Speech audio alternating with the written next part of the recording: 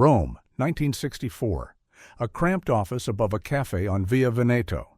Clint Eastwood sits across from Sergio Leone, a director nobody in Hollywood has heard of. On the table between them is a contract. $15,000 for 3 months of work in Spain. It's insulting money. Television actors make more, but Sergio isn't offering money. He's offering something else entirely. Clint is 34 years old. For 6 years, he's been playing Rowdy Yates on Rawhide, a television western that pays well but leads nowhere. He's handsome, competent, reliable. The kind of actor studios use but never remember. He's done exactly what Hollywood asked of him. He showed up on time. He hit his marks. He smiled for the cameras. And he's completely invisible. Every pilot season, Clint auditions for film roles, leading man parts, the hero who gets the girl, the soldier who saves the day, and every pilot season, he's rejected. Too tall, too stiff, not charismatic enough. The feedback is always the same. He's missing something, that indefinable spark that separates stars from working actors. And at 34, Clint is starting to believe them. Then his agent calls. An Italian director wants to meet you. His name is Sergio Leone. He's making a western in Spain.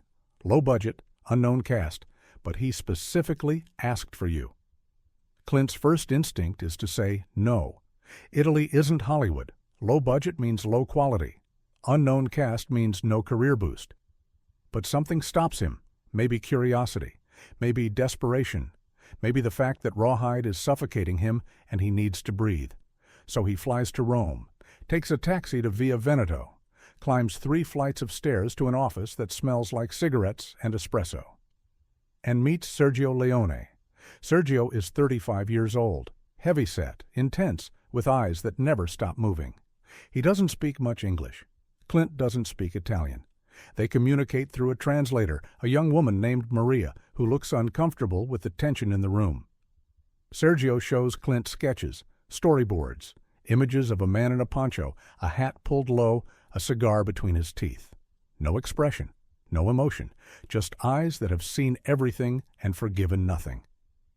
This is the character, Sergio says through Maria, a man with no name, no past, no future, only the present, only survival. He doesn't explain himself. He doesn't apologize. He doesn't save people because he's good. He saves them because it serves him. And when it no longer serves him, he walks away. Clint studies the sketches. This isn't a hero. This isn't John Wayne riding in to save the town. This is something else, something darker, something true. In Hollywood, heroes smile. They reassure. They make audiences feel safe. But this man, this nameless gunslinger, he doesn't make anyone feel safe. He makes them feel seen. How much? Clint asks. Sergio slides the contract across the table. $15,000, 3 months, Spain. Clint doesn't pick it up immediately. He knows what $15,000 means. It means Sergio has no budget. It means the studio, if you can even call it that, has no faith in this project. It means if the film fails, and it probably will, Clint will have wasted 3 months and damaged his career by association. Smart money says, walk away. Smart money says, stick with Rawhide, collect the steady paycheck, wait for a real opportunity. But Clint isn't thinking about smart money. He's thinking about those sketches, about the man with no name, about playing a character who doesn't explain himself, doesn't apologize, doesn't ask for permission to exist. He's thinking about 6 years of being Rowdy Yates, the sidekick, the second option, the guy who delivers his lines and fades into the background. What's the story? Clint asks. Sergio leans forward. Through Maria, he explains. A small town, 2 crime families. A stranger arrives. He plays them against each other. People die. Money changes hands. The stranger leaves. That's it. No romance, no redemption, no lessons learned, just survival. And the character? What does he want? Sergio smiles. Nothing. He wants nothing. That's what makes him dangerous. Men who want things can be manipulated. But a man who wants nothing? He's untouchable. Clint sits back. He understands now. Sergio isn't making a Western. He's deconstructing one. He's taking every rule Hollywood has about heroes and breaking it. The good guy doesn't win because he's good. He wins because he's smarter, faster, more ruthless. Morality doesn't matter. Only survival matters. It's a dangerous idea. American audiences love their heroes noble, their villains clear. This film will blur those lines. It will make people uncomfortable. And uncomfortable films don't make money. But Clint has spent 6 years making people comfortable. And where has it gotten him? Nowhere. He picks up the contract, looks at the number, $15,000. For 3 months of work, it's a joke. But for the chance to play a character like this, it might be worth it. Not for the money, for the role, for the possibility that this nameless gunslinger might be the thing that finally makes people see him. I need to know something, Clint says. Why me? You could cast anyone. Someone famous. Someone who brings financing. Why a television actor from America? Sergio doesn't hesitate. Because you don't try. The translator stumbles over the phrase. Clint asks her to repeat it. Because you don't try, you don't perform, you exist. I watch Rawhide. I see you in the background, and you're not acting. You're just there. Present. Real. That's what this character needs. Not performance. Presence. It's the first time anyone in Clint's career has seen him that way. Not as lacking charisma, but as possessing something deeper. Stillness. Economy. The confidence to do nothing when nothing is required. Clint signs the contract, doesn't negotiate, doesn't ask for more money, just signs. Because Sergio is right. Clint doesn't try. He exists, and maybe that's enough. 3 weeks later, Clint is in Spain. The production is chaos. The budget is even smaller than advertised. Half the crew doesn't speak English. The other half doesn't speak Italian. They communicate through gestures, through frustration, through the universal language of filmmaking. Do it again until it's right. The conditions are brutal. They're shooting in the desert outside Almeria. The temperature reaches 110 degrees. There's no air conditioning, no trailers. Just a tent where actors wait between takes, sweating through their costumes. Clint's costume is a poncho, a hat, and a cigar. That's it. No elaborate wardrobe, no character-building props. Sergio wants simplicity. Iconic simplicity. Something that can be recognized in silhouette. On the first day of shooting, Sergio explains the style. No unnecessary movement, no wasted words. When you speak, every word matters. When you move, every gesture matters. And when you do nothing, that matters most of all. The camera will hold on your face. For seconds. For minutes. You have to be comfortable with silence, with stillness. Can you do that? Clint nods. He's been doing that his entire career. He just didn't know it was a skill. They film the opening scene. The man with no name rides into town, dismounts, walks to a cantina, orders whiskey, and the entire sequence is silent. No dialogue, no music, just the sound of boots on dirt, the creak of a saddle, the clink of a glass. Sergio shoots it in extreme close-ups. Clint's eyes, his hands, the sweat on his face.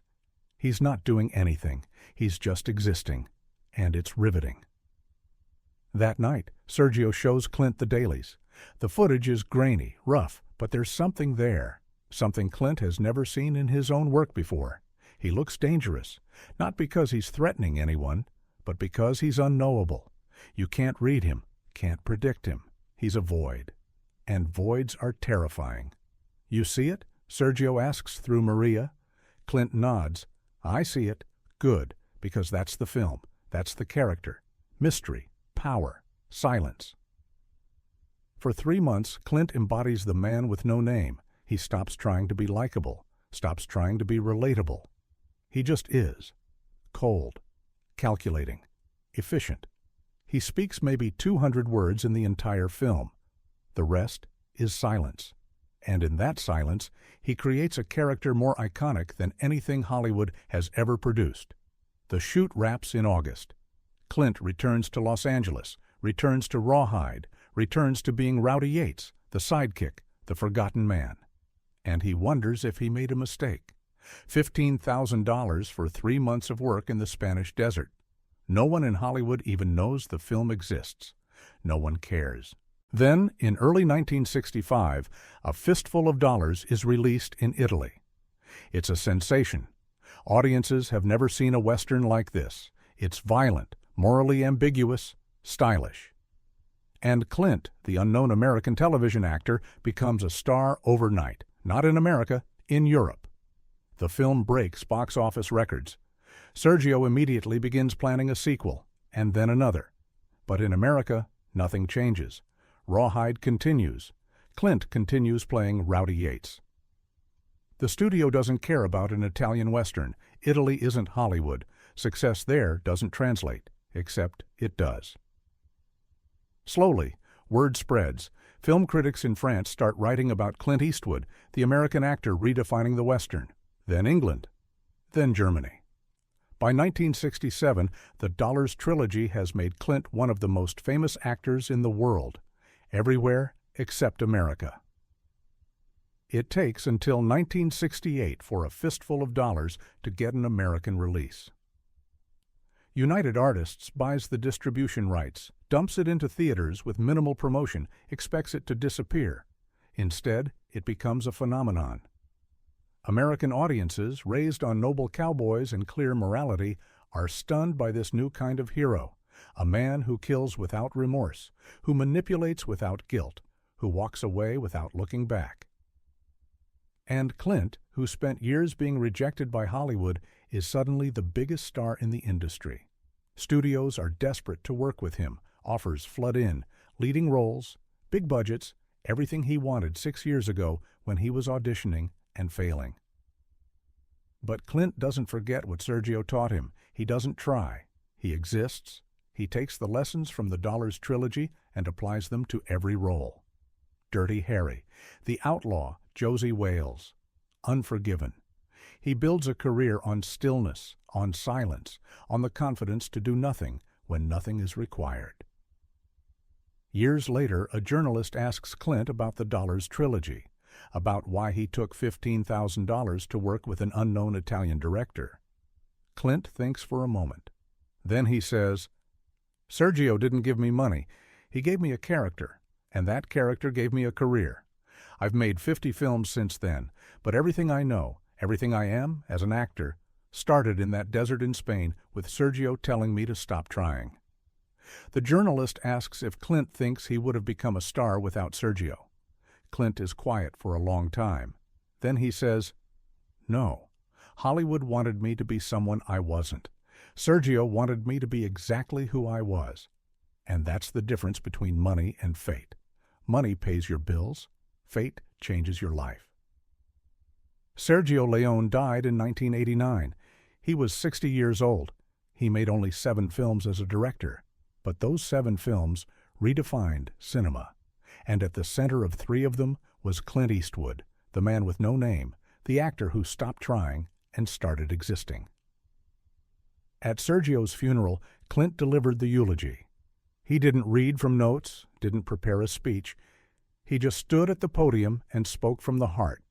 He said, "Sergio saw something in me that I didn't see in myself.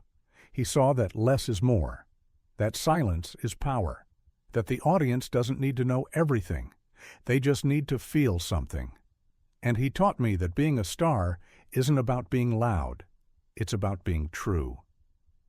The church was silent. Sergio's family wept.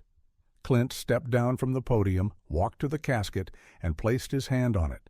No words, no gestures, just a moment of stillness, of acknowledgement, of gratitude. Because Sergio Leone didn't make Clint Eastwood a star. He made him inevitable. In 1964, in a cramped office in Rome, Sergio offered Clint $15,000. It was insulting money, money that said, "I can't afford you, but I need you." And Clint could have walked away, could have demanded more, could have protected his career. But he didn't, because he understood something that most actors never learn. Money is temporary. Roles are eternal. That contract, that $15,000 contract, is framed in Clint's office. Not as a trophy, as a reminder that the best decisions in life are the ones that don't make financial sense, that sometimes you have to take the risk. Trust the vision. Bet on the person who sees you, really sees you, even when no one else does. Sergio Leone gave Clint Eastwood fate, not money. And fate, it turns out, is worth far more. On set in Spain during one of the long, brutal shooting days, Clint asked Sergio why he worked so hard for so little money, why he spent years trying to make these films when Hollywood would never respect them. Sergio smiled. He said, "Through Maria, because Hollywood makes movies. I make myths. Movies are forgotten. Myths are forever." Clint didn't fully understand that then, but he does now, because the man with no name isn't a character. He's a myth, a symbol, an idea that transcends the film, the actor, the director, an idea that says, you don't have to explain yourself, you don't have to apologize, you just have to be. And that idea, that myth, started with a $15,000 contract and a director who believed that silence is the loudest sound in cinema. That's who Sergio Leone was. Not a director who paid well, a director who saw clearly, who understood that stardom isn't about talent, it's about truth. And Clint Eastwood, the actor Hollywood rejected, the television sidekick no one remembered, had truth in abundance. He just needed someone to recognize it. In that cramped office in Rome, when Clint signed that contract, he didn't know he was signing away his old life, didn't know he was stepping into a myth. He just knew that Sergio saw him, really saw him. And sometimes being seen is worth more than being paid. The man with no name made Clint Eastwood a legend, but Sergio Leone made him an artist. And the difference between the two is everything. If you found this story worth your time, there are more like it. Quiet stories about choices that changed everything. Subscribe if you want to hear them. No pressure, just an invitation.